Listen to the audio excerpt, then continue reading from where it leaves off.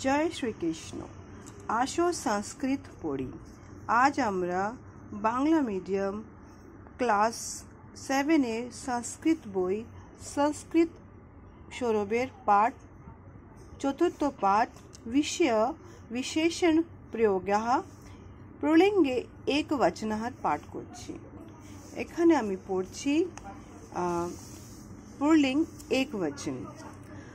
चंचलः मृगः, चंचलः मृगः, उन्नतः वृक्षः, श्रेष्ठः कवि, कृशः नरः, प्रियः शिष्यः, सुशीलः बालकः, उच्चः उच्चः पर्वतः, धार्मिकः मुनिः मुनिः, स्निग्धः चन्द्रः, शीतलः पवनः, लोहितः तपनः, दरिद्रः मानवः।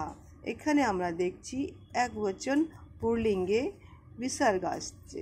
বিসর্গ এটা আমি আগেও বলেছি, এটা আহা উচ্চারণটা হবে বিসর্গ। এখন আমরা স্ত্রীলিঙ্গ একবচনের পাঠ করছি। এখানে কোনো রকম বিসর্গ নেই, आकारटा जोग है।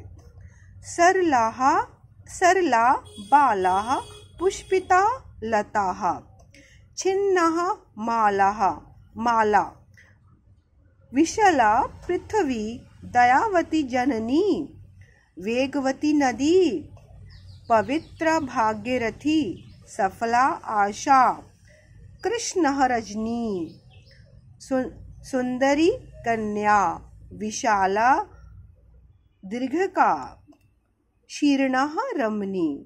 এখানে আমরা পড়ছি স্ত্রীলিঙ্গ একবচন, যেখানে আকারটা দেওয়া আছে বিসর্গ দেওয়া নেই। এটা যেন মনে রাখবে তোমরা। একবচনে বিসর্গ থাকে আর একবচনে স্ত্রীলিঙ্গে আকার থাকে। এখানে স্ত্রীলিঙ্গ একবচনের পাঠ করছি। এখানে দেখবে একটা অন্য রকমের তফাৎ আছে।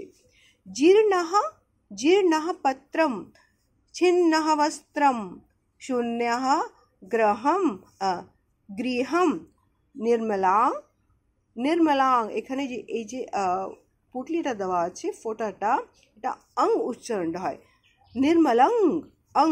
এখানে অং আহ উচ্চারণটা হয় নির্মলং। জলম হিতং মিত্রম ঘোরম কানম, সুনীলা গগনম, সুন্দরং ভুবনং, पक्वं आम्रम, श्वेतः कमलम, मनोरम उद्यानम, प्रियः वचनम। এখানে আমি পাঠ করলাম একবচনের। এখানে আশা করি তোমরা সবাই মিলে যারা আমার ভিডিওটা দেখছো প্র্যাকটিস করবে। যদি কোনো রকম অসুবিধা হয় আমাকে কমেন্ট বক্সে তোমরা জানাবে। জয় শ্রীকৃষ্ণ।